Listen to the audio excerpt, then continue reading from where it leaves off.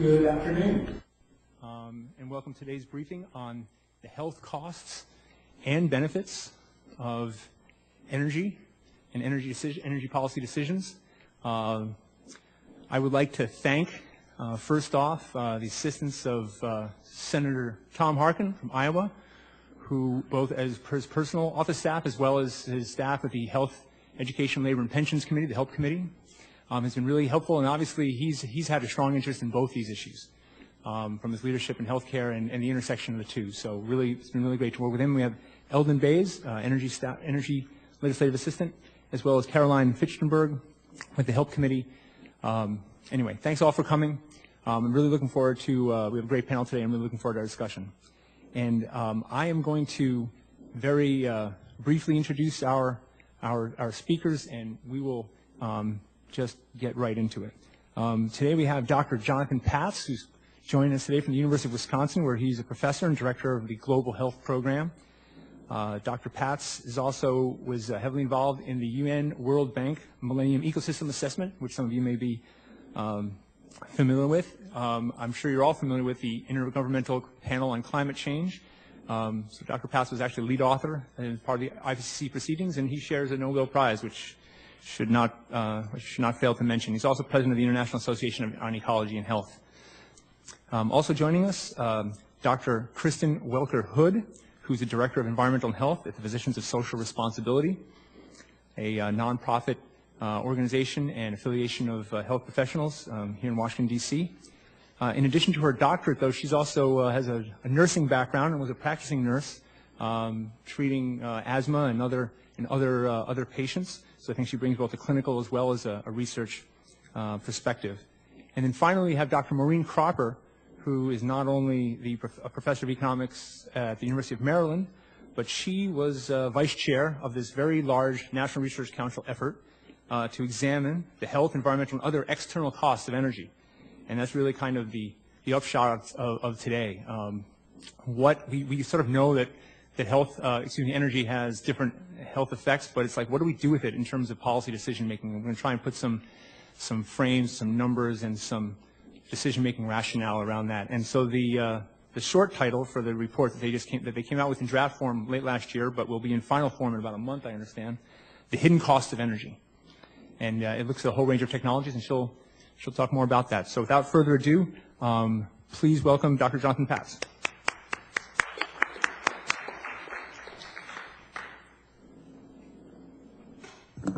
Jan, thanks very much, and it's a pleasure to be here. I'm really going to set the context of why we're here. We are here to talk about the costs and potential benefits from different energy scenarios. We also, of course, care about this more than we've ever cared before because of the issue of climate change that has emerged. So I want to just start with a quick snapshot reminder about what climate change means for public health for about 3 minutes, and then launch into some of the issues of energy and how energy actually costs in public health, but also there could be tremendous benefits if we were to change our energy policy. Oh, that is great. It's changed automatically, so we're good. Okay. I do want to make you aware or remind you that just last week on Thursday, there was a different National Academy of Sciences report released called Advancing the Science of Climate Change, sort of looking over the IPCC reports again and looking over the climate science. There's been a lot of debate. I'm sure you've been seeing a lot of debate all over again on climate change, but the conclusion of this recent National Academy report from last week is that climate change is occurring, is caused largely by human activity, mostly burning fossil fuels, and poses significant risk for a broad range of human and natural systems. Whoops. And just some more conclusions from this report from last week. The Earth has warmed about 1.4 degrees Fahrenheit over the last century, and this is corroborated by a variety of independent observations. It's not just that single University of East Anglia. There are many other independent observations that actually show the Earth has been warming. And most of the warming over the last several decades can be attributed to human activity, primarily burning fossil fuels. It is not explained by natural climate variability, and the projected additional warming ranges from 2 degrees to 11.5 degrees Fahrenheit over the next century. This is the latest National Academy of Sciences report. So why, me in public health, why should I care? Why do we care about climate change? So what if the Earth has more extreme hydrologic events and warmer temperatures? Well, there are a number of all sorts of things, from direct heat waves and air pollution and effects on aeroallergens like pollen, to infectious diseases, especially those that are indirectly transmitted from vectors, these vector-borne diseases, mostly insect-borne diseases. And because it's climate change, global warming is a misnomer, it's climate change. It also involves not only temperature and sea level rise, but extremes of the water cycle, hydrologic extremes. So flooding and waterborne diseases, and of course droughts and problems with food supply, and storms leading to issues of mental health, refugees, and all sorts of havoc that affect public health. So that's not what we're here to talk about, but I just want to put that in context, that there is in the background, the issue is, well, if we keep burning fossil fuels as we do, we have this issue to look forward to or not to look forward to, and there are some very significant public health issues. Obvious one, heat waves. This is what happened with that very dramatic heat wave in Europe, where over 50,000 people died in 11 days. That's a public health disaster. Again, it's not global warming. It's climate change. It's also extremes of the hydrologic cycle. Heavier floods, heavier snowstorms even. Extremes of the water cycle is at issue. And this is from the U.S. Climate Change Science Program, showing the nature of rainfall. What type of rain will we have? Over here on the right, these are heavy precipitation events. In the middle, moderate, and these are light precipitation events. All of the climatologists looking at climate change, what they're projecting and forecasting is that we're going to have more very heavy rainfall events. When it rains, it's really going to rain very hard. And we already know in Washington, when it rains hard, we have contaminated water. We have these combined sewage overflow events. And this is what following a heavy rainfall and runoff looks like in the Milwaukee Harbor. You can see all that turbidity after a big rainstorm. And guess what's in that stuff? Well, all of the bright red and the red flaming hot blue indicates E. coli counts. And you can see all this E. coli in the water and on the beaches here too in Milwaukee after a heavy rainfall event. So, climate change is about temperature, but it's also about extremes of the water cycle. So we're here to talk about energy. And of course, backing up, climate change is from the National Academy now, yet again, concludes that it's based primarily on human activity burning fossil fuels. And so if we were to just think for a minute, what if climate change doesn't happen? Let's say all those things I just showed you, we're not going to worry about them, even though I think they're very significant. Let's pretend climate change is not an issue. Let's focus on the root issue of how we deal with energy. And I'm not going to go into depth too much here because the next speaker is going to be going into depth on the public health effects. But coal, for example, not only has health effects but environmental effects. More than 700 miles of streams have been filled from toxic mountaintop coal mining operations. There are definitely occupational health hazards from coal miners, and air pollution. Lots of air pollutants that are hazardous to our health. And Kristen, our next speaker, will show you why. But lots of air pollution from coal, including mercury, which is toxic to the brain. Now, if we were to switch to natural gas, well, natural gas, there are also occupational hazards, and some of the chemicals used for cracking the rock called fracking, there are lots of chemicals there. But air pollution, we've got less of an air pollution issue with natural gas compared to coal. And all those other, the SO2 and particulate matter and mercury, that's not a problem with burning natural gas. We still have nitrogen oxides and CO2, about half as much CO2 released compared to coal. So natural gas is incrementally better than coal, but still has some problems. Nuclear, well, nuclear has all sorts of issues as far as mining uranium, and you have radon and uranium tailings and occupational issues. The main issue with nuclear, of course, is waste storage and potential for nuclear proliferation, not to mention the exorbitant costs and time delays that it takes to get a nuclear power plant online, which would probably steal a lot of money away from renewable energy research and resources. So, nuclear has possibly a small role, but there's some trade-offs there.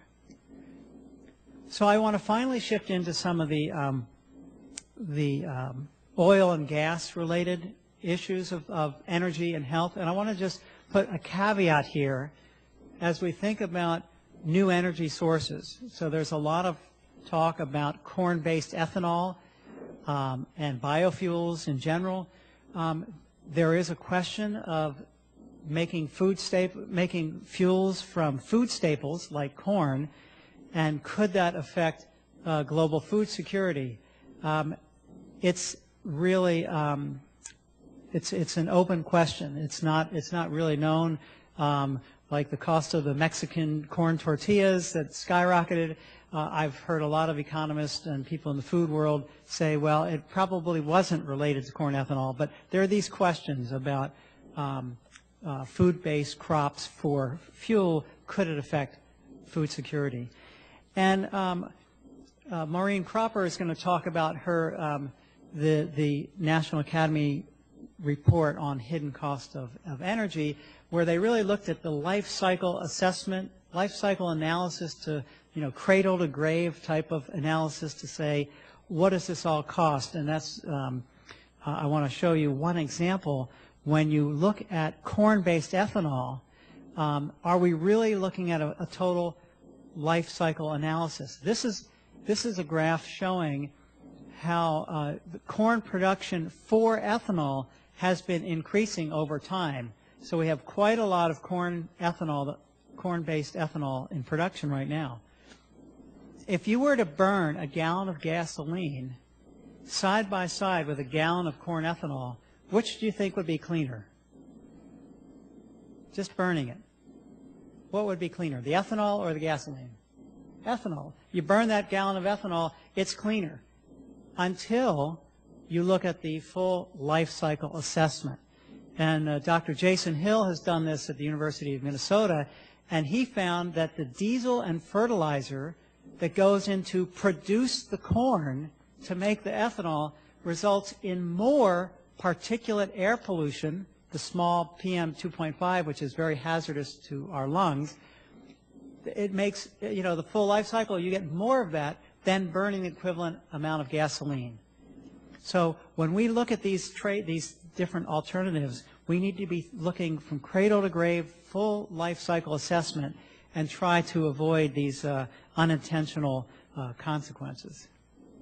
So I want to give you some good news, because as we get further into the nasty health effects of burning fossil fuels, especially burning coal that Kristen's going to talk about, and then we talk about the tremendous costs that Dr. Cropper will be talking about, I want to just let you know that there is some great news if we were to reduce burning fossil fuels. Great news for public health.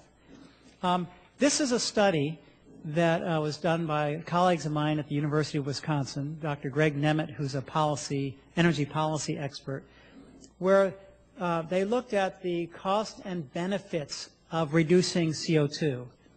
And if you focus on these numbers, what they've looked at a broad range of studies that looked at the health benefits of reducing tons of CO2. You reduce CO2, you reduce all the other air pollutants. You know, you burn oil or coal, you know, CO2 production, but also particulate air pollution, nitrogen oxides, and other air pollutants. By reducing 1 ton of CO2, the average, and there's a wide range, but the average across studies shows a health benefit of $49 per ton of CO2. A health benefit of about $50 per ton. That is not in discussion here in Washington. The only thing in discussion is at the bottom.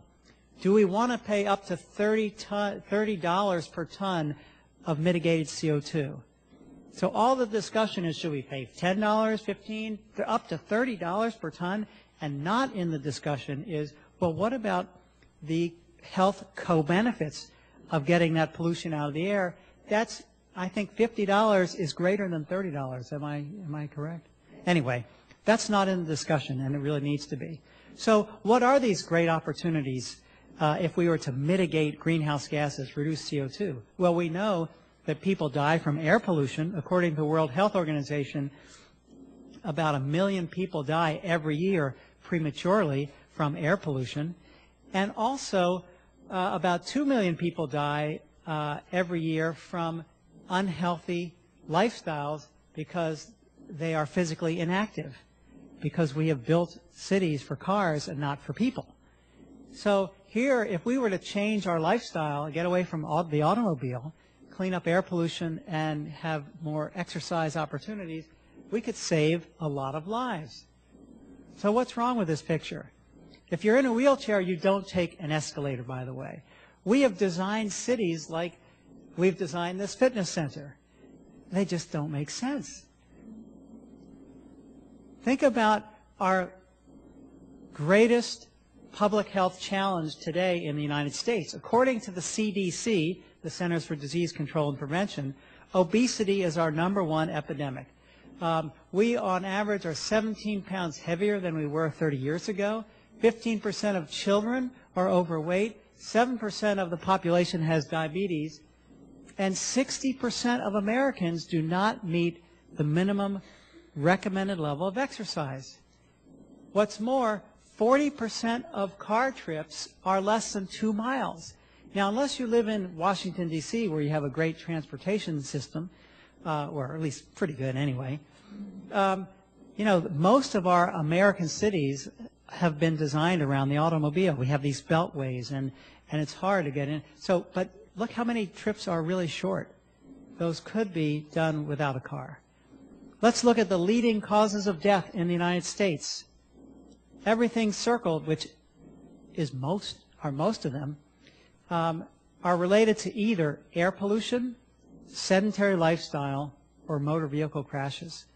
So if we were to get away from the automobile, we could have a huge impact on reducing the leading causes of death in our country. And this is why, if you look at transportation, if we could solve the transportation problem, which is 1/3 of greenhouse gas emissions, we would potentially have enhanced personal fitness, reduced air pollution, and reduced greenhouse gases. And this is why, as a public health scientist, I firmly believe that climate change mitigation could be the greatest public health opportunity that we've had in over a century. Here's some numbers from my city of Madison, Wisconsin, where the average commute is about 3 miles.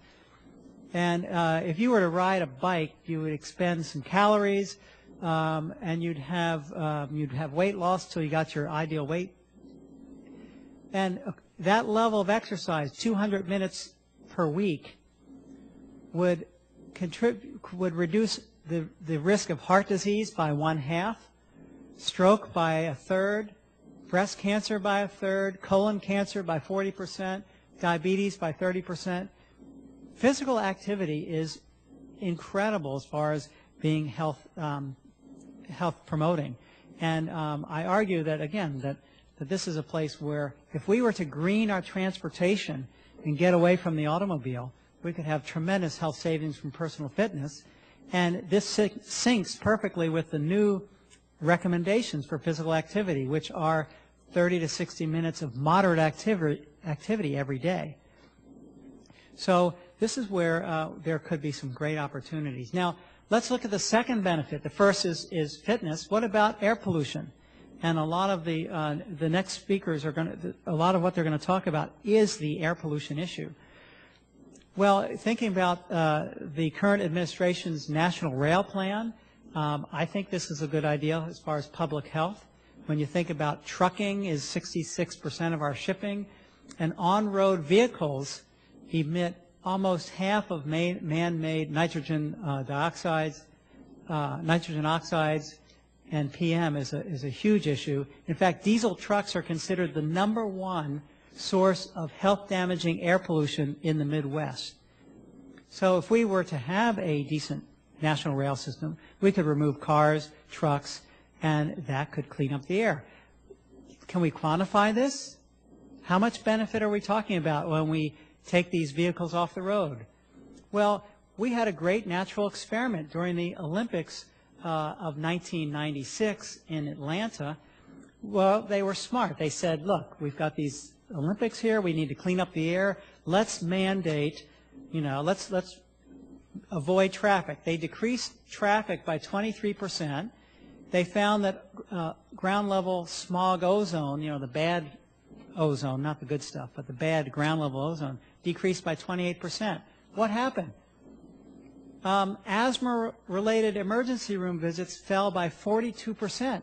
And it wasn't just because less people were driving. Look at the bottom. They have a nice control. Emergency visits for non-asthma did not change. So you reduce the traffic, you change the air quality, you get a response, a positive health response of 42% less asthma. So we have taken this to look at the Midwest region. We're looking at the 11 largest cities in the Midwest. And according to the National Personal Transportation Survey, lots of the trips out there are short car trips, less than 5 miles, 4 to 8 kilometers, which is 20% of VMT, vehicle miles traveled. If we were to eliminate those short car trips, what would that mean for air quality? And we've used the EPA BenMaps model, benefit mapping for benefits. And we basically, by a census tract level, look at modeled air pollution over demographics in that census and come up with estimates. What do we find? If we were to take 20% of the car trips off the road in the Midwest, we would save hundreds of lives, actually hundreds of thousands of hospitalizations avoided, and billions of healthcare dollars saved simply from reduced air pollution. And that number would double if you add the fitness benefit, if you were to turn those non-car trips into active transport. So I'm going to wrap up by saying that there are some tremendous benefits if we were to change our energy. Right now the debates are on costs, on how much should we spend on changing our energy, and I think we really need to also bring into the equation and the discussion the potential health benefits for cleaner air quality, and I think they're tremendous. So thank you very much for your attention.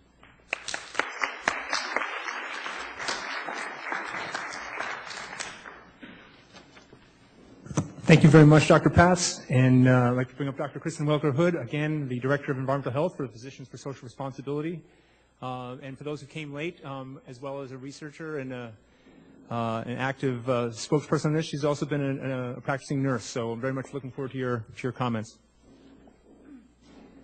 Good afternoon, everybody. I was told not to scare you too much. When I get to talk about coal pollution, I typically get to say I'm the Debbie Downer of looking at electricity. But you'll see on the front slide here, this is a report that's right outside the door. We released this report back in November. It's called Coal's Assault on Human Health. Some of you might have even seen us speak about this at another briefing that Senator Menendez had co-sponsored. So what I would like to talk to you about is the health effects that have been associated with coal, because that's a significant part of our contribution to both generating electricity as well as significantly contributes to air pollutants. And so energy is very important to us. I mean, we use a lot of energy. We generate a lot of energy, up to about 4 million gigawatt hours a year. And we've seen some increases from 2006, although it's starting to lag off a bit during our terrible recession. But we do use a lot of electricity. Now, I started off saying that electricity is really important. I can tell you as a nurse, I used to take care of patients in hospitals that are extremely energy intensive. We need electricity. In places in the world that doesn't have electricity, they suffer from not having electricity. Our message isn't that electricity is bad. Our message is, how are we creating electricity so that it doesn't have negative health implications related to it? Now, about 48% of U.S. electricity is from burning coal, and the pollution of coal-fired power plants contributes to 49,000 deaths and 450,000 serious illnesses a year. The external costs, and this is something that Maureen is going to talk about, is about $16 billion per year. Now, how do we get to that number? She's going to tell you. But a lot of it is the costs that we don't pay for when we pay for our kilowatt per hour. It's the health costs, it's the medication costs, it's those things. So I think that it's really important to know that when you pay your electric bill, you're not paying the cost that is put out to society and to families who have children who suffer from asthma. This is a pie graph that shows where our electricity is coming from. About half is coming from coal, followed by natural gas and nuclear. The coal is, based on its molecular structure, is about 2 times more carbon than natural gas. And this has significant impacts to carbon emissions. So why is that so critically important? Because we always think about coal for conventional pollutants that we manage under the Clean Air Act and have really saved a lot of lives under the Clean Air Act. It's one of our biggest public health success stories. But the important thing also to note is that when you think of coal and you're burning coal, think of climate change, because the two are inextricably connected. Coal, when we think about coal, don't only think about combustion. You need to think about the entire life cycle of coal, from extraction to waste. Now, some of these pictures that you'll see, blowing up sides of mountains, mountaintop removal, and in here also kind of surface mining, where you're tearing away the surface of the earth to get to those coal seams. And that results in water pollution, significant water pollution, and a decrease in water quality. Then you'll see that we have combustion, which is a lot of, coal is a rock. And in that rock, it has lots of different things in it. For example, heavy metals that are released that would not have been released if they weren't combusted, right? So you'll see coming from the stacks a lot of various different pollutants. The dark part of the stack is probably particulate matter, but what is invisible that's also coming out of that stack is CO2.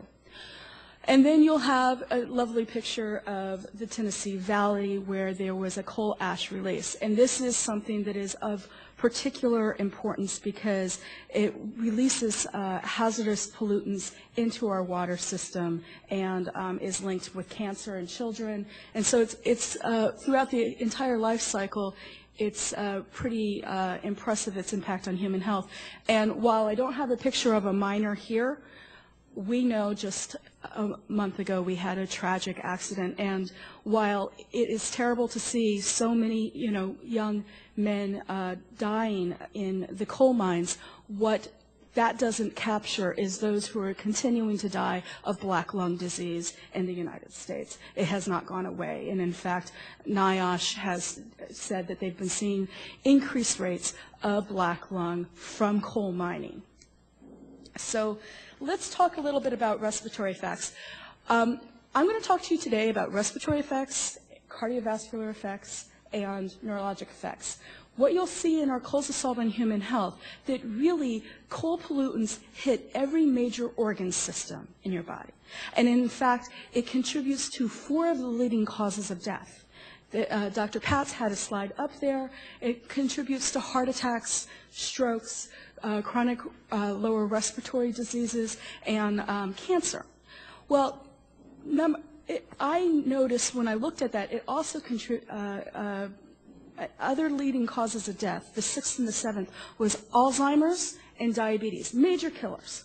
I'll let you know, one thing that I hope you walk away from today is understanding what that underlying mechanism is that is impacting all these organ systems.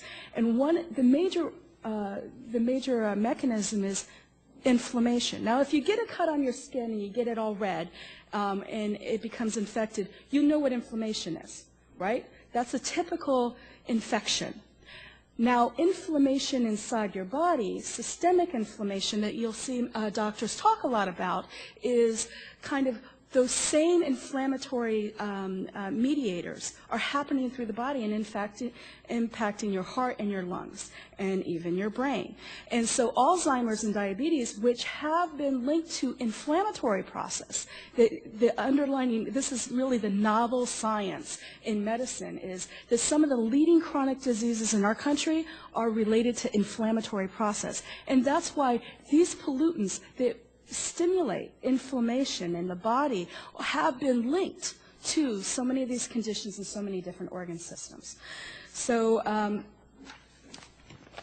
here are some of the pollutants of notice. A few of them are actually our critical pollutants, SOx, NOx, and PM, and they have pretty significant impacts. I have to race through because it tells you exactly what they're doing. Coal pollutants are irritants, and basically they impact the lungs in a variety of ways. NOx and PM, they affect the lung development by reducing forced expiratory volume. It's an indicator, actually, of lung function. It also triggers asthma attacks. Now, if you see this airway, you'll see a nice healthy airway, nice and open, you could breathe through it. The other is very narrow, think like a straw. So if you have a garden hose versus a straw, that's what it's like being an asthmatic. You're breathing through the straw.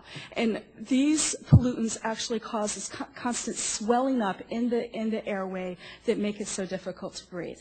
And it also causes chronic obstructive pulmonary disease like emphysema to have permanent airway narrowing. So what kind of particles are we talking about? You hear us talk about particulate matter a lot, PM 2.5 being the one that we pay attention to, but PM 10 is another one we care a lot about. Why do we care about PM 2.5? Because it's really small. And because it's so small, it can lodge and travel through the airway down to the bottom part of your lungs. Ozone is similar that way too. It gets real low into the lungs and affects your the place in your lungs, the alveoli, where you are exchanging gases. And this is why it is so incredibly important that we really control the number of particulates that are getting out into the airway. A lot of particulates are coming from coal. So pollutants from coal combustion, it's been linked to asthma, COPD, and lung cancer. And this is the map of asthma in the country. 22 million people have asthma in our country. 6 million of them are children. The CDC has reported an 84% increase since 1980, and half the states have asthma rates about 8.6%. The highest rates are clustered in the Northeast. That is by no mistake, because that is where some of our worst pollutants are, and also where we have the clustering of coal plants in this country. So cardiovascular effects. Let me tell you what the take-home message of this is. You'll hear that particulate matter is impacting your affects you through arrhythmias and through heart attacks. Well, it's really through that inflammatory process that's happening, and it's impacting both the rhythm and the swelling within the heart. This is a slide about a study that had demonstrated that hospital admissions in a very large Medicare data set of about 11 million people had an increase of 1% of coronary congestive heart failure, for each increase in 10 micrograms per cubic meter concentration. Now that seems like a really minute amount of increase, but if you extrapolate that over 11 million people in Medicare, what you really get is a translation in large effects with hospital admissions, illnesses, death, costs to health care, and lost opportunity costs. So air pollution, there's been several studies on air pollution. I think that the important thing here is that all of these pollutants, whether it's nitrous oxides, carbon monoxide, sulfur dioxide, PM, they're all contributing to stroke. Now, stroke is linked here in the cardiovascular section. People go, well, that's happening in my brain. Why are you putting it there? The thing to know about stroke is it's a vascular issue. It has to do with occlusion that keeps the blood from flowing and the oxygen. Your brain needs a lot of oxygen to function. It blocks that air from getting to the tissue, causes tissue death, stroke, and it's really a vascular issue. So these three studies have demonstrated a risk in stroke that even, so it's increased risk of stroke both in women and in the Medicare study, and even with lag time. So pollution might be bad one day, but 3 days later, for example, you'll see some impacts with certain pollutants there. Sorry, I'm racing through. Now, I wanted to I mentioned to you the neurologic effects. I'm going to focus on one of the hazardous air pollutants because we often talk about conventional air pollutants, and I've been talking a lot about it's ischemia, and I think that that's really important because these pollutants cause inflammation in the vessels. It causes plaques building up in those vessels, which also prevents the blood from flowing. It changes how thick your blood is. So that's how we have been seeing its association with things like diabetes and its association with things like with Alzheimer's, which is often a plaque and an inflammation. I hear you. But the thing that we often, what is overlooked in that process is the direct effects of a neurotoxin called mercury. And mercury is able to move through the system. It's burnt, goes up through the stacks, settles out into water, gets into fish, bioaccumulates in fish. The bigger fish we like to eat, and we take that in. It deposits in fatty tissue, and it becomes a methylated form, which is a neurotoxin and attacks the nervous system. There's a majority of mercury released in the environment comes from human activity, and EPA estimates that the annual amount of mercury in the atmosphere from human activity is as high as 75%. And this data is from the EPA mercury study. It shows the breakdown of human activity or anthropogenic sources, and as you can see that the majority really from utilities and then industrial boilers, which are burning coal. So the majority of this, about 50% of this mercury is coming from the burning of coal. So mercury health effects, like I said, it's a neurotoxin. It can be related to high levels, can be related to retardation, brain development, impaired hearing and coordination, mental disturbances. And this is a really important study that also came out of the EPA in which it found that cord blood had 70% higher in maternal levels. And from 99 to 2000, about 15% of women with childbearing age had mercury levels of about 3.5. That translates into about 5 micrograms per liter in the fetus who is born, and that's enough to actually relate to having mental disabilities. And so 63,000 children were born annually in the year at risk because of that exposure. That means a lot because it is essentially a dumbing down of our population. Even that small amount makes those who are at the brightest range shift down, much like we see with lead. And I'm not going to really talk about global warming. Dr. Patz did a good job there, but I can touch on some of those points during our Q&A, and there's a whole section in our executive summary here. And if you wanted the full report that explains all the things I just discussed with you, it's www.psr.org. Thank you.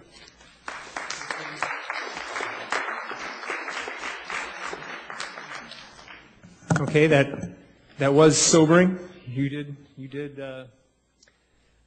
warn us of that, but I think it's important now to say this, that we try and deal with these things deliberately, and that's what we're going to try and do in this session overall. And so finally I have Dr. Maureen Cropper, again, professor of the Department of Economics at the University of Maryland. I'm going to talk about the National Research Council report, of which she's been heavily involved with, and very much looking to your comments as well. Okay, thanks very much. I'm actually going to talk about just a very small part of this report today, basically the health damages from air pollution associated with electricity generation and transportation. Let's make sure I've done that. Okay. Our study was requested in the Energy Policy Act of 2005. The money came in 2008. We actually started this study in September of 2008 and finished it in September of 2009. So it was not a lot of time. The parts I'm going to talk to you about were the parts that were done most thoroughly. What we were asked to do was to actually, as it says here, evaluate the external costs and benefits, although I must say we focused on the costs related to energy production, distribution, and use.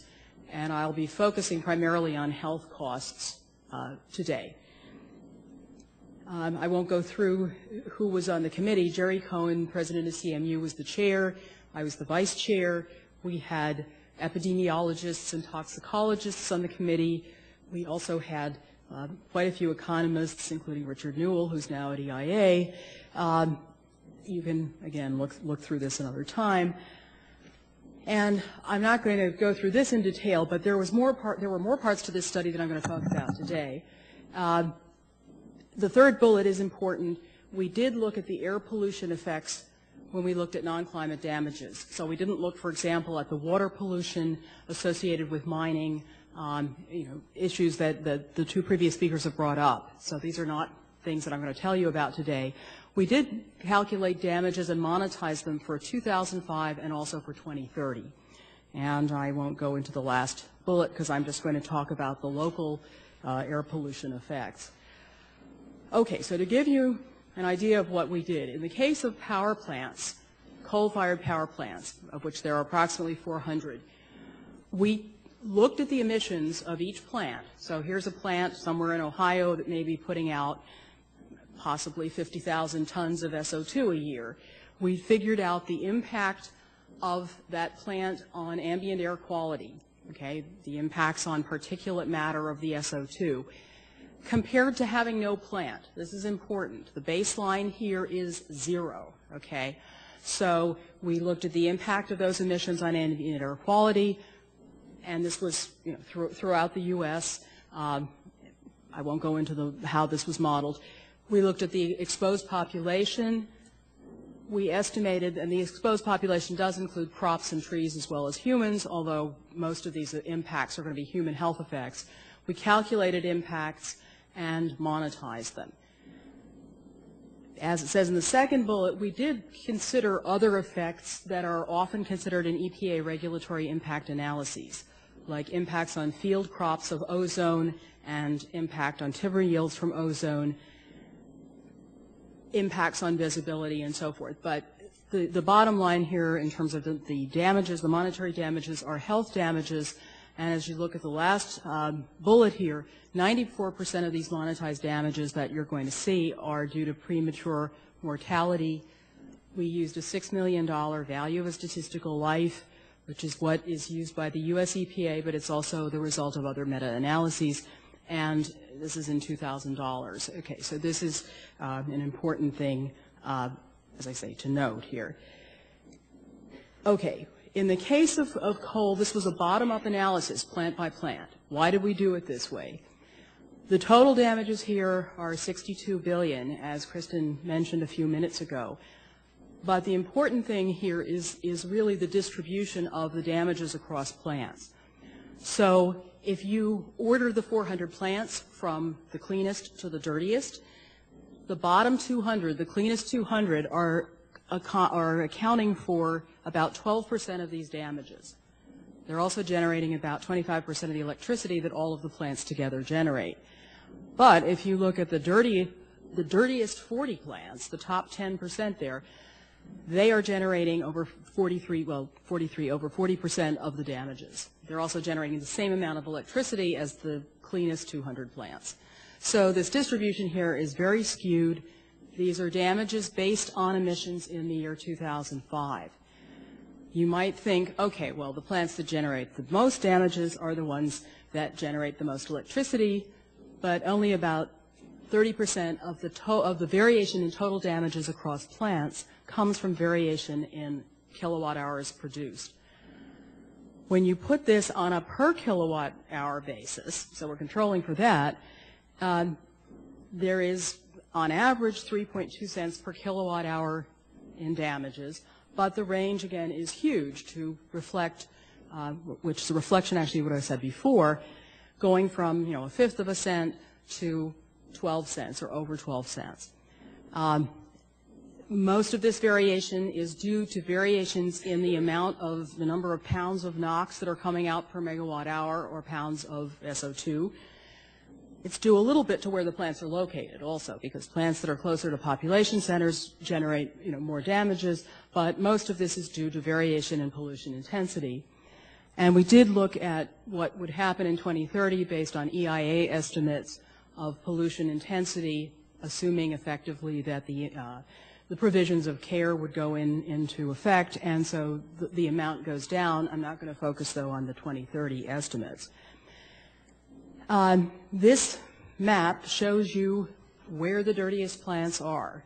The size of the circle is proportional to the damage, and mirroring again what Kristen said in terms of where dirty coal plants are, and I'm sure most of you knew this already, but a picture is worth 1,000 words in terms of showing you where the high damage plants are. Also, I should say before I leave this slide, because John Levy from the Harvard School of Public Health could not be here today, the estimates that we have, that I'm presenting to you here, are actually, how shall I say it, conservative. I can't explain all of that, but John's estimates are higher. Different dose response function was used and so forth. But in any case, these are conservative estimates.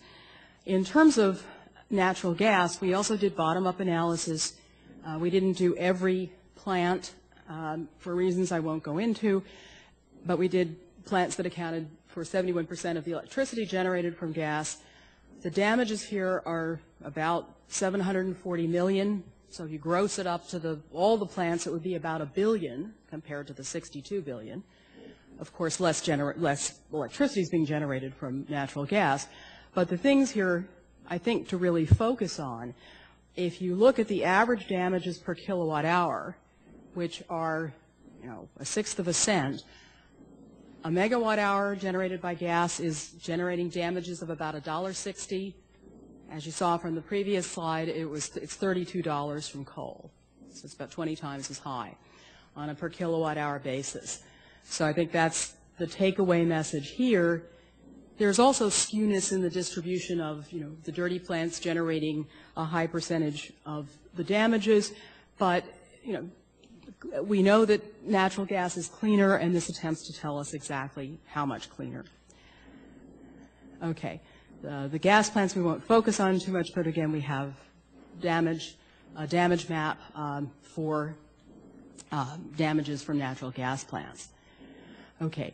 We really didn't go into detail in looking at health risks associated with nuclear power or wind and solar power in terms of the criteria pollutants that we examined for coal and gas. In routine operation, these are going to be small for these plants. Okay. In the case of transportation, the emphasis was, as it says here, on highway vehicles, on cars and trucks, as opposed to rail or marine sources and so forth. And the important thing here is the last bullet. We looked at a life cycle analysis, and that's extremely important, as Jonathan Patz told you a few minutes ago. You get a very different picture when you look at the emissions, and again, these are the local air pollution emissions, the criteria pollutant emissions from all sources, not just the tailpipe emissions in number 4 there, but when you look at what's being generated when the vehicle is built and also when fuel is being extracted and refined. Okay, so this is going to be the takeaway message here. Again, in terms of aggregate damages, we do have aggregate figures for the year 2005, again, approximately $60 billion, with the breakdown here between light and heavy-duty vehicles. We can look at these damages on a per-gallon basis, but we emphasize them in terms of their cost per mile traveled. Okay, and I'll explain why when we get to the last few slides here. But yeah, these are varying from 1.2 to 1.7 cents. But the important thing, I think, is how they vary across different parts of the life cycle. I know you can't see this diagram. If you go to the study on the web, it's not out in hard copy form, but you go to the study on the web, you can blow this picture up with, your Acrobat reader so you can see it. But let me let's see, is there a pointer on this that I can use? Ah, yes, okay. Okay, the two things you should focus on, first of all, the damages on the left are the damages per mile in 2005, and 2030 damages are on the right. The bottom dark blue parts are the tailpipe emissions from each of the different technologies or fuel technologies here. So the last one is diesel. You can't read it, but that's diesel. So if for diesel, you have a fairly, well, it looks like about a third of the emissions coming from tailpipe. For electric vehicles, grid-dependent electric vehicles, you have almost, nothing coming out of the tailpipe. Okay. The important thing here is that what you're getting from vehicle manufacturing, which is the top part, is about a third of the total life cycle cost. So manufacturing emissions are important. That's one takeaway message. The other is if you compare the electric vehicle damage, which is this bar here, with biofuel produced from wet corn, okay, which is this bar here, those are the two highest bars. Conventional gasoline vehicles are the first two. And so what you have here is the fact that as long as we're generating the electricity for electric vehicles from the power plants you saw in the previous part of the presentation, you're going to have high damages per mile. And in fact, we figured out that you would have to generate about 2/3 of our electricity from renewables for the bar associated with electric vehicles here to be as low as the gasoline bar. So that's something people don't think about. It does bear thinking about. Given my time, I think I probably won't focus too much more on this slide, except that what happens here, the damages look and are estimated to be lower per mile traveled in 2030. This is partly the result of CAFE standards and partly the result of EPA regulations fully being implemented in the vehicle fleet, like the heavy-duty engine diesel rule and Tier 2 emission standards. Okay, what should these numbers be used for? We actually, even though we don't do policy in the study, I think it's important to talk about what they should and shouldn't be used for. So, okay, these damages, if you reduced emissions, or rather if you reduced emissions, they would be benefits. So they give you some idea of the benefits of pollution control, but you do need to compare this with the costs of control, which indeed we didn't do in the study. We didn't look at the costs of putting a scrubber on some of the dirtiest power plants. In terms of how you would want to control pollution, actually when this study first came out, somebody asked me at a briefing here what was my worst fear about how the study results would be used, and I said people would say you should have a 3.2 cent per kilowatt hour tax on electricity, and I said no, that would be awful, in the sense that if you're concerned about these pollution damages, and that's really what we're measuring here, you've got to do something to provide an incentive to reduce pollution, so either in the form of taxes or allowances for SO2 or even command and control. You want something that's actually going to actually get at the pollution, and a tax on electricity doesn't really provide you with an incentive to reduce SO2 per se. Same thing with a tax on gasoline. It will reduce miles traveled, but doesn't produce an incentive to reduce the emissions per mile. So we could use these estimates to look at benefits. And by the way, the data for this study, all of the data underlying the study is on the web now, and so even though the baseline here for a given power plant is 0 emissions, you could actually figure out the benefits of reducing, so many tons of SO2 from the information on the web. What else can these results be used for? Okay, if you're thinking about the choice across fuel sources, natural gas versus coal versus nuclear, the appropriate way here would be to compare the cost per kilowatt hour, including the health costs, and other externalities, CO2 damages, which we're not really quantifying and talking about here. But, you also would have to, of course, look at the costs just of the operating and capital costs of the plant. And, again, we don't do that in this study, so we give part of the picture but not all of it. And, of course, it's only fair to say that the newest coal plants of the 406 have very low damages, okay? Same thing with selecting across different transportation technologies.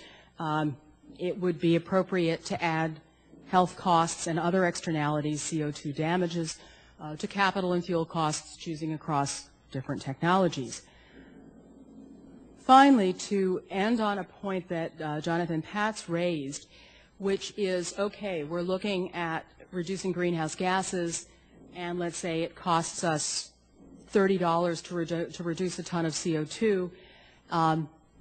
Maybe we're doing that by improving energy efficiency even further in appliance usage, just to use an example.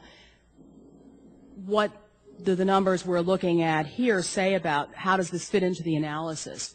Okay, suppose, oh, sorry, I didn't mean to do that. Suppose that some energy-saving technology does reduce electricity use by 1 megawatt hour, which would reduce CO2 by about a ton, okay? Then, well, if that electricity was produced by a coal plant, you would save a ton of CO2, okay? And the question is, okay, that's going to cost something depending on what the appliances cost to be more energy efficient and so forth. What are the co-benefits in terms of health from reducing that ton of CO2 by reducing a megawatt hour of electricity from a coal plant? Well, if the damages are, as they are on average, about $30 per megawatt hour, that's what you saw on a previous slide, that would be the co-benefits from reducing that ton of CO2. Jonathan showed us a slide where the benefits varied significantly across studies and countries and so forth, but just to tie it into what they are in this study, on average it's about $30 if that megawatt hour was generated from coal. If it was generated from gas or other sources, then of course the co-benefits would be lower. But the point is, these co-benefits are there, and you should add them in to, or use them to offset the cost of reducing the ton of CO2 from electricity generation. Okay, so I just wanted to answer the question Janet asked me to answer in the presentation, which is really, how should these numbers be used? So I will stop at this point because I think I've used up my 15 minutes. Sorry. Okay.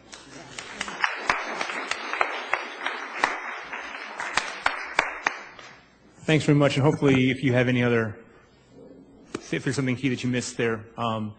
I should, and thank you for reminding me that Jonathan Levy from the School of Public Health at Harvard University wanted to be here, was hoping until the last minute to be here, but he's in the process of adopting a baby, and baby was, I guess, on the way, so he had to stay closer to home.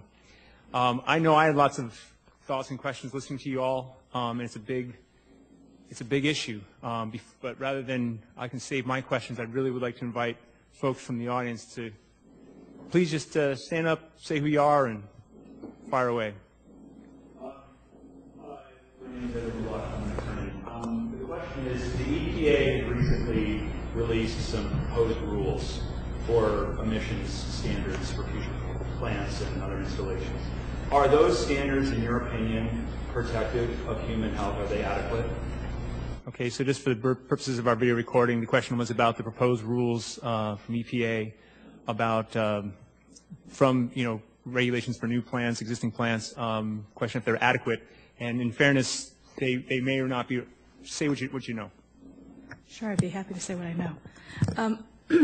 So I think that you may be thinking about the ozone standard. Is that? Well, it was a proposed rule in two parts. One for boilers, and that standard is sometimes referred to as the MAC standard. And then they also are for commercial industrial solid waste facilities, or the so-called CIS, however you say the acronym. Yeah. They're big, and I realize that they're new, and so you're not going to be able to... Those aren't the proposed rules that I've been paying all that much attention to. I mean, when the EPA has also come out with a lot of proposed rules of late in this administration, particularly they're getting ready to finalize the one on ozone. They've also done one on SOx. The one on ozone is actually quite good. And yes, the answer would be yes on health protective, because during the Bush administration, when they had come out with one where it was 0.075 for PM in an 8-hour, it was, I believe that. You meant to say ozone. Yeah, for ozone standard. Did I say PM? I'm sorry. For ozone, it was actually violated what the science committee had recommended. The new proposed rule, which would be a significant cut at 0.6, is going to be what the science committee actually recommended. So for ozone, yes, we have seen improvements also for SOx as well, and they've been decreasing the 8-hour, and often the SOx has been for 1 hour peak, but if you extrapolate it over an 8-hour period, it wasn't health protective. The new one is. I do not know about those two proposed rules that you're mentioning. I would love to look more deeply into it. Sure. Sure. They have a number of 0.008 pounds per million BTU per week. Is that getting towards where you'd like to see that, or again, is that too soon? I'm sorry. I wouldn't know the correct answer. Thank you. But call me. We'll talk about it. And thanks for raising that. Sir.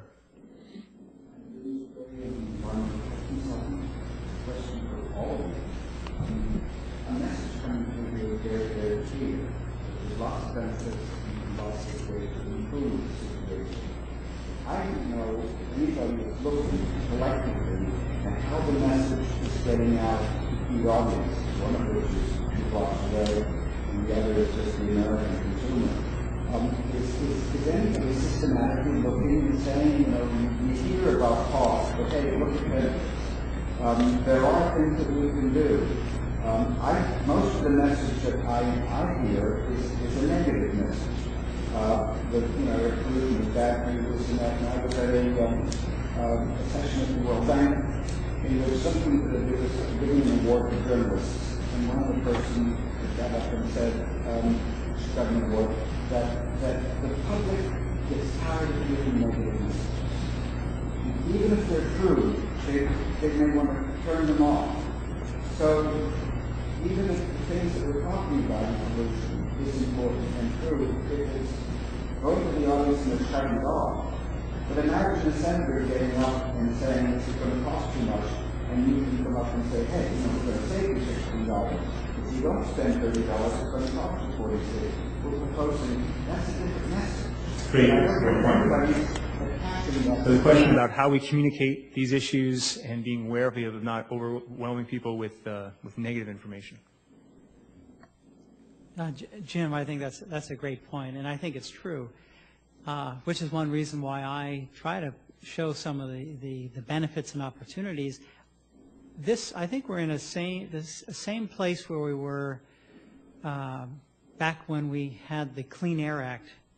1970, there was a lot of concern about the cost of putting scrubbers on smokestacks, and the cost, we just can't afford it. And then 20 years later, Congress mandated a cost-benefit assessment to be done of the Clean Air Act, and the results were, for every $1 of cost put into the cleaning our air, we received $44 in benefits. And I think that that same message can be echoed now to say there are huge benefits. I mean, right now, I guess in the Gulf Coast, there's some huge benefits of not drilling for oil. That's pretty obvious. But I think that if we understood that we're not just taking away by reducing oil and forcing people to shift away from fossil fuels, that there are tremendous benefits as far as healthier cities, healthier urban designs, happier places to live. There's more and more literature on the built environment, social capital, multimodal transportation. I think people want to be there, and I think we simply need to have a free market and sort of meet people's demands for that type of lifestyle. If we had an open free market where there was complete information of total, a full life cycle, how much did it cost to make this glass of water? Cost energy to purify the water. Where did that plastic come from? If we knew, if consumers knew what the full life cycle costs were, I think we'd be more responsible. And also, if we were to have a free market and not have subsidies that sort of shift things away from what they should be, like we subsidize coal and we subsidize oil, I think things could be better off. Okay, thank you for that question.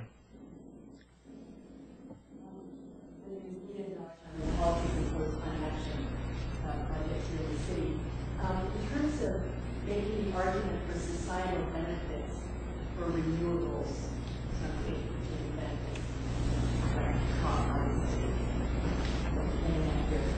and particularly distributed generation, not huge solar plants or whatever. You said that you didn't evaluate the costs of wind and solar generation, and I suppose I have to break it down to rooftop versus concentrated solar, et cetera. But is there, I'm involved in a project, a municipal project, that's come up against the problem of justifying investment in small-scale renewable incentives because of the indirect nature of the societal benefit cost. So what we provide today is extremely helpful, but I just wonder in terms of renewable generation and small scale. So is there any way, when you talk about some of the things that your report didn't get at, is there ways of thinking of breaking apart the issue of scale?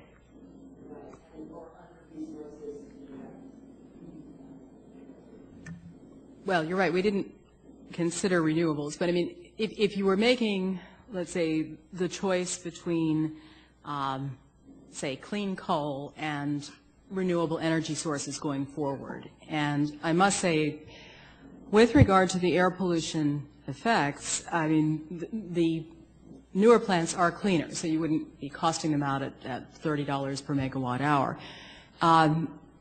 Another big part of this, which we did touch on in this study, but we didn't quite bite the bullet and name a number, was really what are the damages per ton of CO2, the global damages per ton of CO2. And we tried to point out there how, depending on how you thought world GDP would fall as temperature rose, and also depending on what discount rate that you thought was appropriate, you would find costs that were somewhere between $10 and $100 per ton, and well, you get, under certain reasonable assumptions, you get like $30 a ton. So, I mean, you would really want to compare these external costs, which you are bearing with the coal, I mean, plus the costs per installed capacity, unit of installed capacity, to what's happening, and transmission as well, with the case of renewables. And unfortunately, I mean, one thing we didn't look into here was really the cost side in terms of the cost of production side, because that's a big part of the story going forth in terms of the choice among different technologies. So I don't feel like I can, I should say it, directly answer this, except to say that when you're making the choice between renewables and even clean coal, you do have to look for residual costs in terms of health costs, and then also the CO2 costs, and those are things that people should be taking into account. And I think there's some other work by folks. It's not just the total costs, but also where those, because you're talking about a very local effort, and it's where those costs are expended and who's paying the money, who's getting the money, and how those dollars are recycled. So you can maybe put a value on, I'm willing to pay this to get a certain amount of long-term price stability and keep those dollars local. ACEEE, the American Council for Energy Efficient Economy, has done some interesting work on that. Other questions, Jeremy? I'm Jeremy Foolish. I wear a lot of different hats, but I'm here because I'm working on an analysis where this would be a very helpful one of my variables to calculate. So my question is for Mr. Pat. Looking at the analysis, you pointed out that estimated the cost of carbon, the cost per ton of carbon emissions at $49. I wanted to know, what does that entail? Okay, the simple answer to your question is I can give you Dr. Greg Nemet's contact. He's the lead on that. He basically looked at meta-analysis on health co-benefits from reducing CO2, and he looked at studies across the globe, including the Stern report from the UK. Any report that mentioned a health co-benefit from reducing CO2 emissions.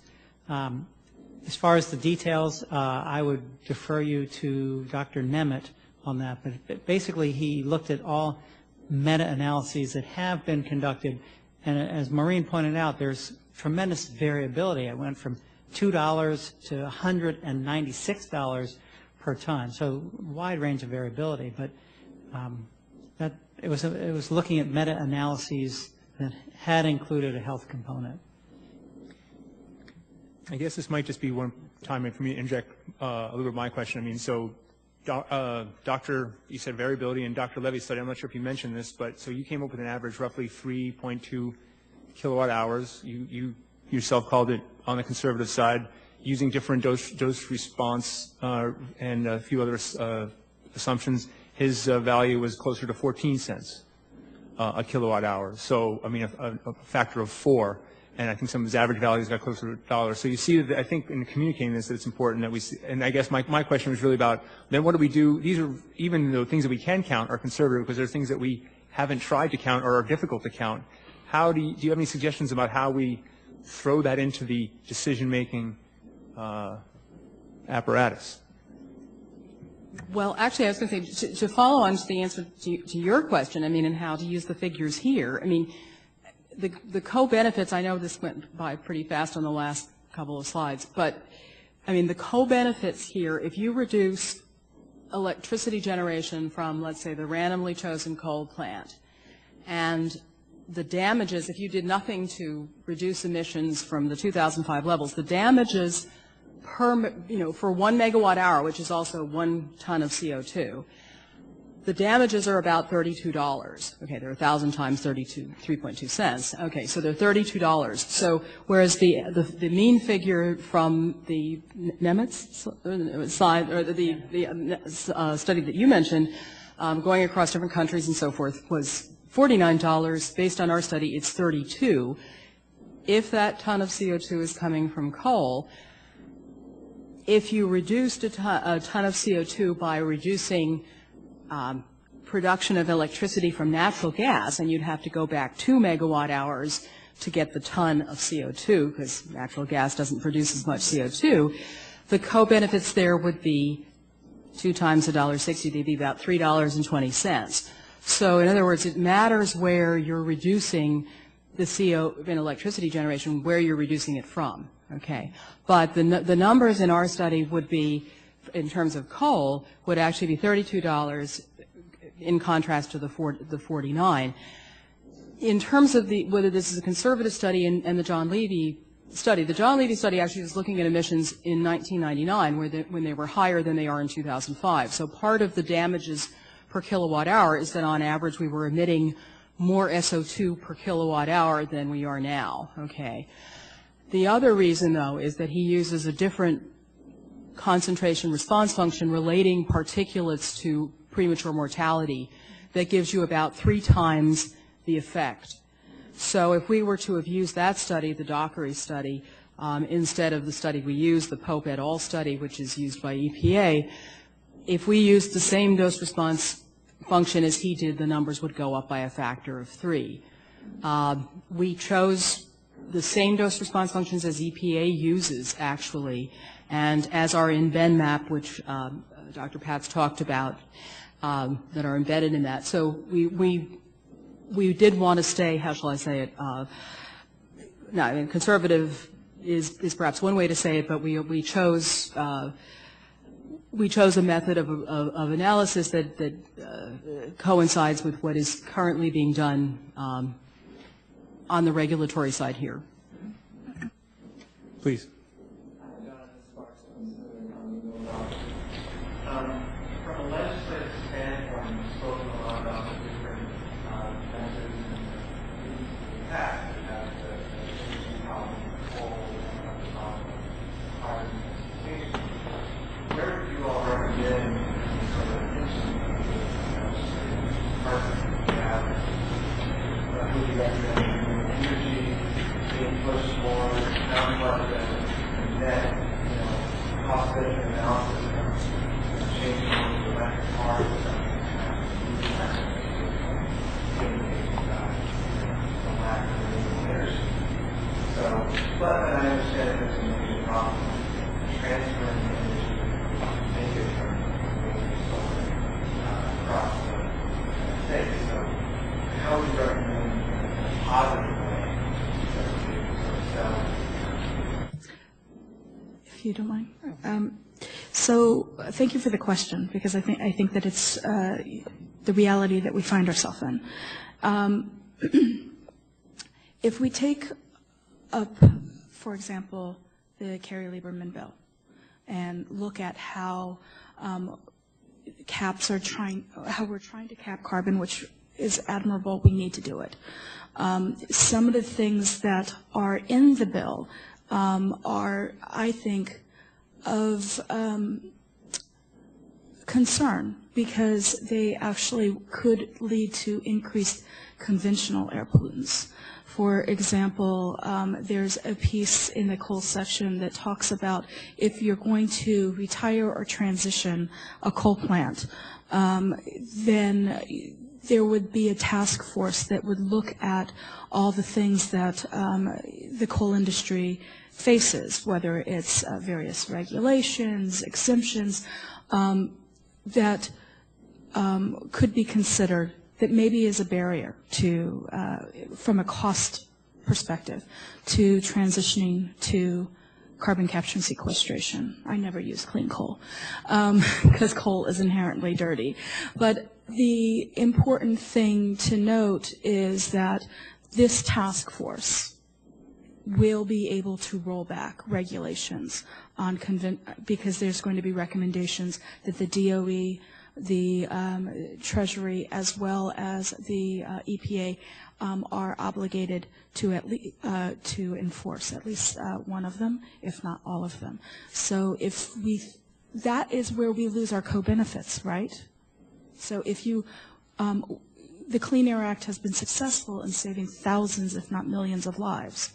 And when you can talk about and focus on only one pollutant, for example, CO2, in exchange for other air pollutants that I talked to you about today, there's going to be a lot of losses in that. I think that while we all recognize that coal is part of our future, there's a lot of coal in the United States, and it may be part of our future. What we need to think about is what are the things that we can do efficiently, fast, and will cut down on CO2 and really other pollutants as well. And that is where efficiency, electrical efficiency, as well as renewables come into play. Although you'll see in this climate bill that a lot of emphasis has been put on transitioning to carbon capture and sequestration, which has a very long time lag. We don't have the infrastructure for really getting that CO2 to scale to put down into the ground, and there's a lot of liability issues. This is not a presentation on CCS, but I'd be happy to talk further about that afterwards. Whereas efficiency, you know, the cleanest energy you have is the energy you don't have to generate or you don't use, right? So efficiency really gets us off far away. And in fact, the Rocky Mountain Institute did a report on efficiency and showed that if all the states across the country was doing the same kind of efficiency that 10 of the top states in this country are doing, that would close up about 62% of our coal plants. That's a huge co-benefit on health. So efficiency is very important. Renewable energy is, if you invest and take to scale, you have a 5 to 10 year as opposed to much larger for nuclear, which 50% of those nuclear plants that get started actually never get built. So there's a 50% failure rate on that. And then CCS, which there's a lot of complications around that. So I hope that answers your question. Okay. Go ahead.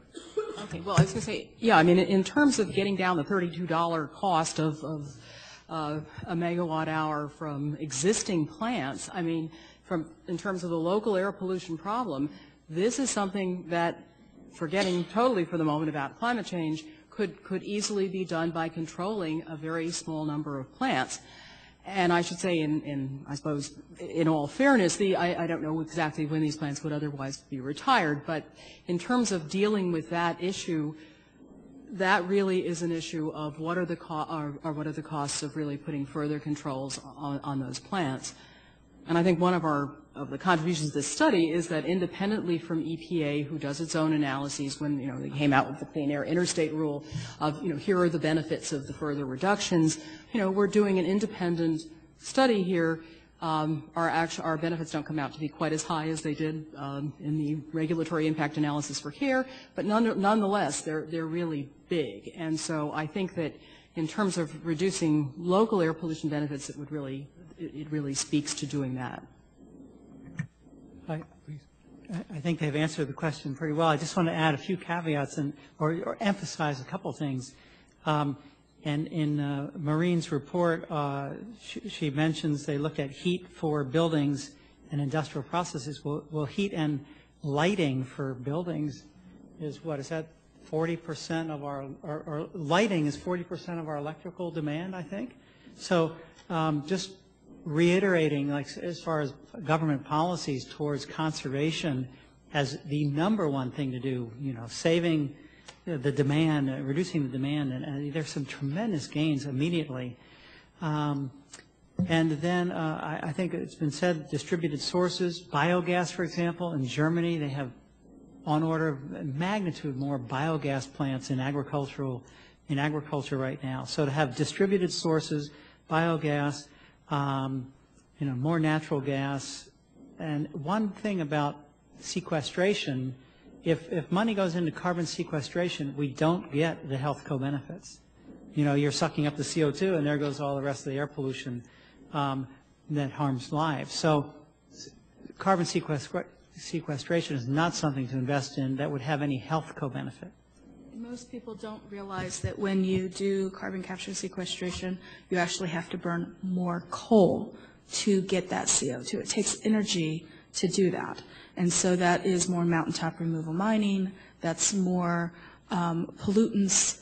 And the majority of our coal plants that we have existing, and most of those coal plants are about 40 to 50 years old, they are not the coal plants that you can do CCS on. You need to have an IGCC plant. The majority of our plants are not that. So while we have this very large fleet, you're going to have to really do a huge amount of money and retrofit if they can even be retrofitted. And then you have to actually build the correct plant. That's a little detail that people forget that you need to remember. Okay, a couple more questions, and since we're kind of close to our appointed hour, if you need to excuse yourself, by all means. But gentleman in the back. The climate sequestration project you were referring to is coming back to the ground, but what about carbon sequestration to agriculture means or to forestry? Last time I checked, you can sequester carbon through planting trees. I'm talking two different things, Okay. Yeah, let me just, the CCS that I'm talking not so favorably about, I'm talking about coal plant, carbon capture and sequestration. Dr. Patz probably wants to refer to the other one, though. Regarding carbon capture from vegetation and plantings, there is a study out by Holly Gibbs et al. From Stanford that looks at the carbon in, if we were to have reforestation or plant crops for biofuels, it all depends on where you plant that. For example, there's so much carbon locked up in tropical rainforests or primary forests. If you were to cut down major forests to grow biofuels, you'd actually it would take you thousands of years to just get back to baseline. If you were to grow biofuel crops on degraded land, if you can grow it without fertilizer too much, that's where you get immediate payback. So it all depends on where you plant things. And so this is a study that came out that showed if we were to be really pushing biofuels, but we cut down intact forests, we can go backwards. Yeah. When you said New York State is very every year in forest, if you replant the forest, which captures CO2 and stores, not used for biofuels, it's forest to forest, would that be a more economic carbon sequestration method? So yeah. Well, this is actually beyond my expertise. I'll just say one thing that I have been told from foresters is that the impression of new growing trees and harvesting them and growing that large trees actually capture and hold on to plenty of carbon, and that it's a misperception to think that, well, gosh, let's cut those down and then grow more and suck up carbon. I don't think I'm exactly answering your question, but it's. Well, I think there's, as gentlemen said, there's opportunities in both the agriculture and forestry sector in the just in North America, in terms of the bill, and that there's opportunities for enhanced agricultural practices and forest practices to enhance, and I think we should do the same cost benefit. Across the bill, I think this paradigm doesn't fit just health costs, although what we find out is that health costs, when the Natural Research Council looked at it, became a huge underappreciated quantity. We're working on a proposal for looking specifically at health cost benefits associated with land use planning,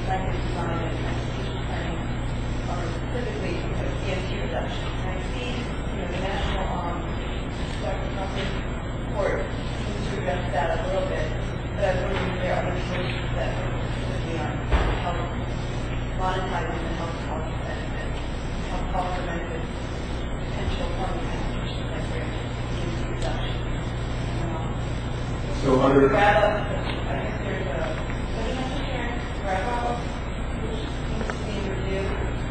That's available at all. So how is the state of the research on in terms of monetizing potential land use planning and community design benefits? Yeah, that I can't answer for you so readily, because I mean it's a harder thing to make the link between reductions in VMTs and changes in land use planning. So all I can say is we do have, from this study, we do have, depending on what kind of vehicle you're driving, a cost per VMT, which would of course be a benefit if you reduce the VMTs. By the way, I should say that the transportation part of the study was done at a spatially disaggregated level. So the damages at the tailpipe level vary from, it depends on what county those emissions take place. So even though, on average, everything adds up to $1.5 cents or something, it's 25 cents in some areas. I mean, that is one thing when you look at the report, you see that in areas that are more densely populated, these damages really do get much higher. Obviously, the damages from manufacturing are occurring where the vehicles manufacture it or where the oil is being refined. So the benefits do vary a lot depending on where you are, and that you could get out of the study. But the link between land use planning and reductions in VMTs is another important issue, but not one we addressed. Yeah. Final question. So, if I can just say go ahead. very quickly, Grayville et al., that's being resubmitted, and so it's in, so that's why I gave the vague numbers up there. But there are studies published in the journal The Lancet. They came out just last November. There's a whole series on energy and health, and there is one paper specifically on built environment transportation in that paper, in that series. I can send it to you if you need it. Power sector. I just wanted to make sure that those additional facts made it into the record. That is, in the last 20 years or so, we reduced our sulfur dioxide emissions from 16 million tons to under 6 million tons. Much of that since 2005, and for NOx we've gone from 7 million tons to 2 million tons. Dramatic reduction in the last couple of years. We implemented the first phase of care. But also reduced mercury about 50% as a co-benefit. We have in the next 2 years being finalized, in the next year and a half, new MAC rules for all hazard care pollutants. We have tighter ozone and SO2 standards and NO2 standards. We go a little further up with higher emission standards. And we'll have a new replacement for care. So we listed, maybe keep in mind a little bit, we have dramatically cut emissions. And a bunch of that case here that was put in the bottom in 2005. Okay, General, again, just for the sake of our video record, that the industry has made dramatic strides, both technology and regulation.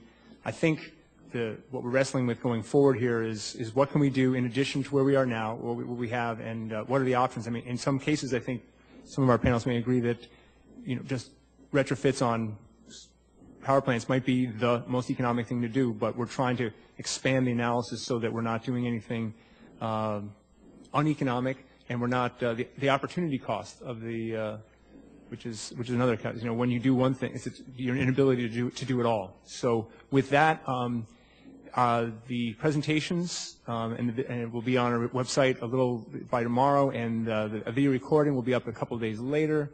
www.esi.org.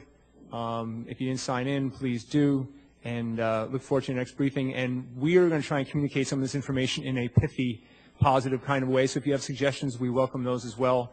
Chat with us on Facebook, etc. Thank you very much. Please give me a hand for our panel.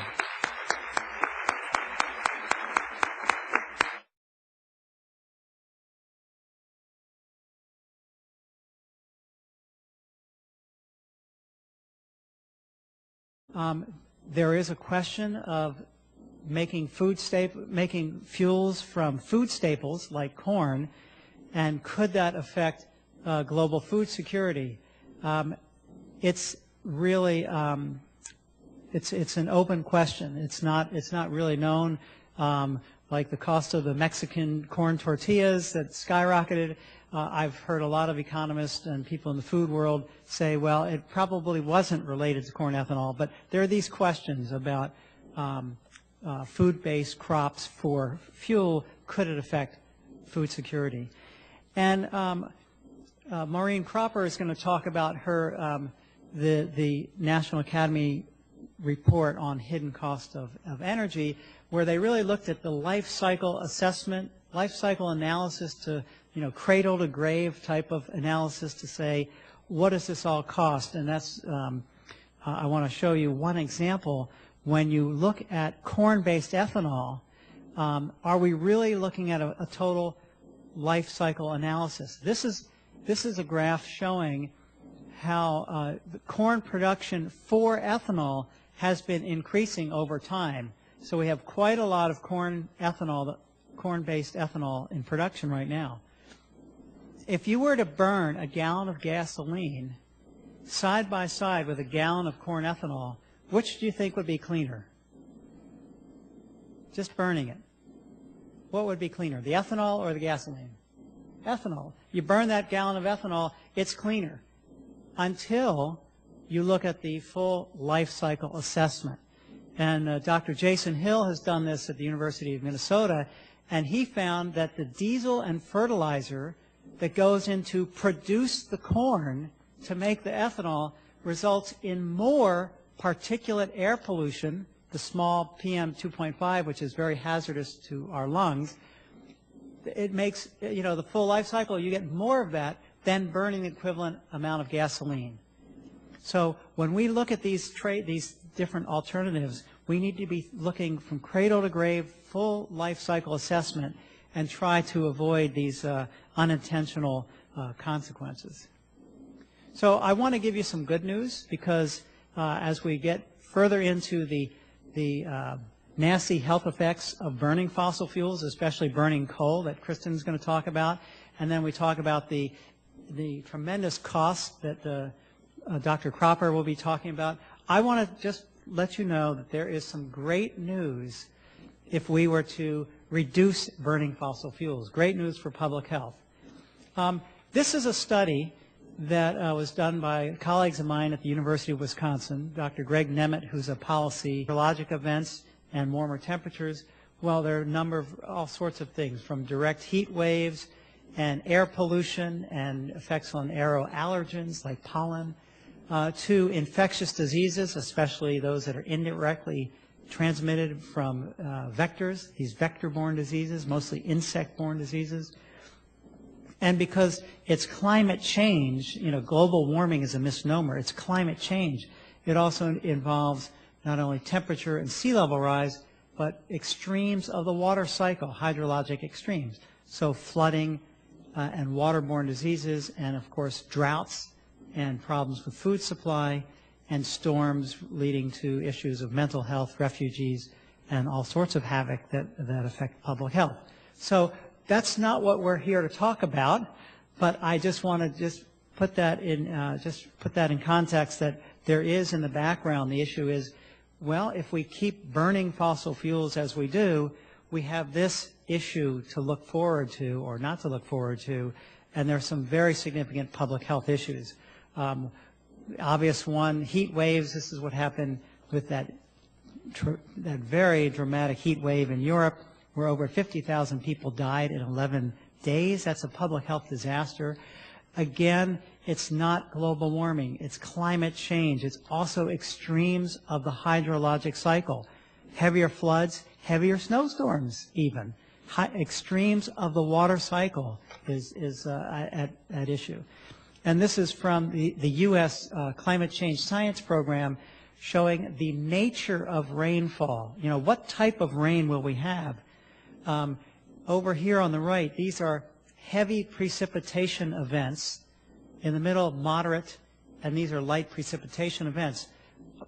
All of the climatologists looking at climate change, what they're projecting and forecasting is that we're going to have more very heavy rainfall events. When it rains, it's really going to rain very hard. And we already know in Washington, when it rains hard, we have contaminated water. We have these combined sewage overflow events.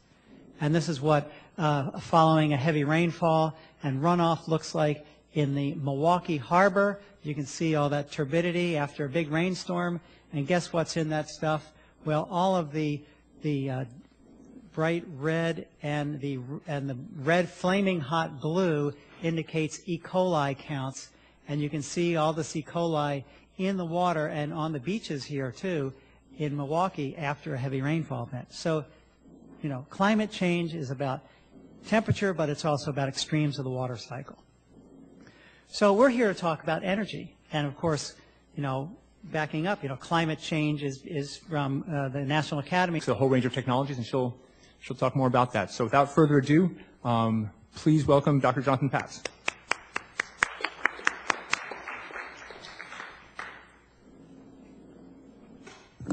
Jan, thanks very much, and it's a pleasure to be here. I'm really going to set the context of why we're here. We are here to talk about the costs and potential benefits from different energy scenarios. We also, of course, care about this more than we've ever cared before because of the issue of climate change that has emerged. So I want to just start with a quick snapshot reminder about what climate change means for public health for about 3 minutes, and then launch into some of the issues of energy and how energy actually costs in public health, but also there could be tremendous benefits if we were to change our energy policy. Oh, that is great. It's changed automatically, so we're good. Okay.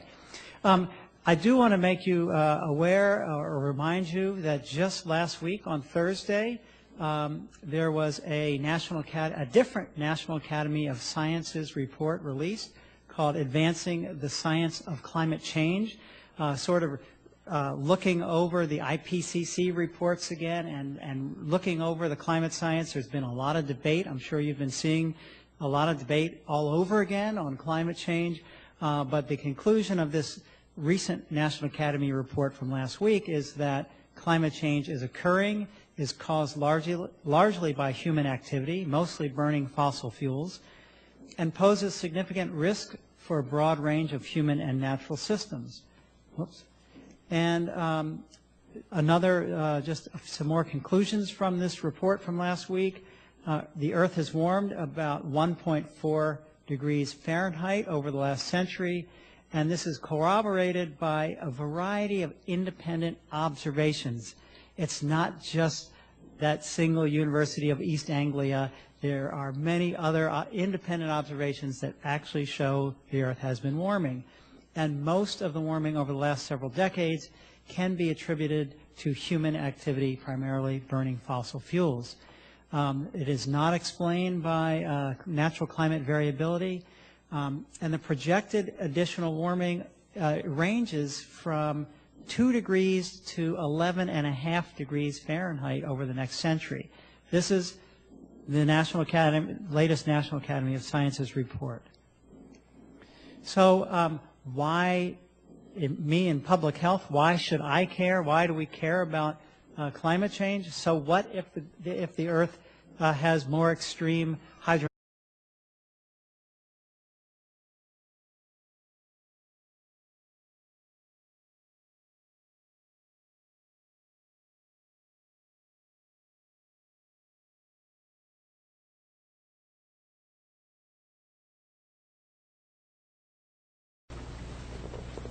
Good afternoon, and welcome to today's briefing on the health costs and benefits of energy and energy policy decisions. I would like to thank, first off, the assistance of Senator Tom Harkin from Iowa, who both as his personal office staff as well as his staff at the Health, Education, Labor, and Pensions Committee, the HELP Committee, has been really helpful, and obviously he's had a strong interest in both these issues, from his leadership in healthcare and the intersection of the two. So really, it's been really great to work with him. We have Eldon Bays, energy legislative assistant, as well as Caroline Fichtenberg with the HELP Committee. Anyway, thanks all for coming. I'm really looking forward to, we have a great panel today. I'm really looking forward to our discussion. And I am going to very briefly introduce our speakers, and we will just get right into it. Today we have Dr. Jonathan Patz, who's joining us today from the University of Wisconsin, where he's a professor and director of the Global Health Program. Dr. Patz was heavily involved in the UN World Bank Millennium Ecosystem Assessment, which some of you may be familiar with. I'm sure you're all familiar with the Intergovernmental Panel on Climate Change. So Dr. Patz was actually lead author and part of the IPCC proceedings, and he shares a Nobel Prize, which should not fail to mention. He's also president of the International Association on Ecology and Health. Also joining us, Dr. Kristen Welker-Hood, who's the Director of Environmental Health at the Physicians of Social Responsibility, a nonprofit organization and affiliation of health professionals here in Washington, D.C. In addition to her doctorate, though, she's also has a nursing background and was a practicing nurse treating asthma and other patients. So I think she brings both a clinical as well as a research perspective. And then finally, we have Dr. Maureen Cropper, who is not only a professor of economics at the University of Maryland, but she was vice chair of this very large National Research Council effort to examine the health, environmental, and other external costs of energy. And that's really kind of the upshot of today.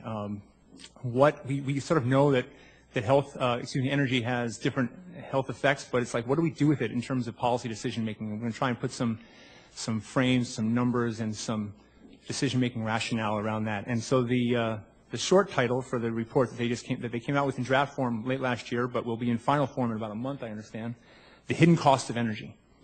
And it looks now, yet again, concludes that it's based primarily on human activity burning fossil fuels. And so if we were to just think for a minute, what if climate change doesn't happen? Let's say all those things I just showed you, we're not going to worry about them, even though I think they're very significant. Let's pretend climate change is not an issue. Let's focus on the root issue of how we deal with energy. And I'm not going to go into depth too much here because the next speaker is going to be going into depth on the public health effects. But coal, for example, not only has health effects but environmental effects. You know, more than 700 miles of streams have been filled from toxic mountaintop coal mining operations. There are definitely occupational health hazards from coal miners, and air pollution. Lots of air pollutants that are hazardous to our health. And Kristen, our next speaker, will show you why. But lots of air pollution from coal, including mercury, which is toxic to the brain. Now, if we were to switch to natural gas, well, natural gas, there are also occupational hazards, and some of the chemicals used for cracking the rock called fracking, there are lots of chemicals there. But air pollution, we've got less of an air pollution issue with natural gas compared to coal. And all those other, the SO2 and particulate matter and mercury, that's not a problem with burning natural gas. We still have nitrogen oxides and CO2, about half as much CO2 released compared to coal. So natural gas is incrementally better than coal, but still has some problems. Nuclear has all sorts of issues as far as mining uranium, and you have radon and uranium tailings and occupational issues. The main issue with nuclear, of course, is waste storage and potential for nuclear proliferation, not to mention the exorbitant costs and time delays that it takes to get a nuclear power plant online, which would probably steal a lot of money away from renewable energy research and resources. So, nuclear has possibly a small role, but there's some trade-offs there. So I want to finally shift into some of the oil and gas related issues of energy and health. And I want to just put a caveat here as we think about new energy sources. So there's a lot of talk about corn-based ethanol and biofuels in general.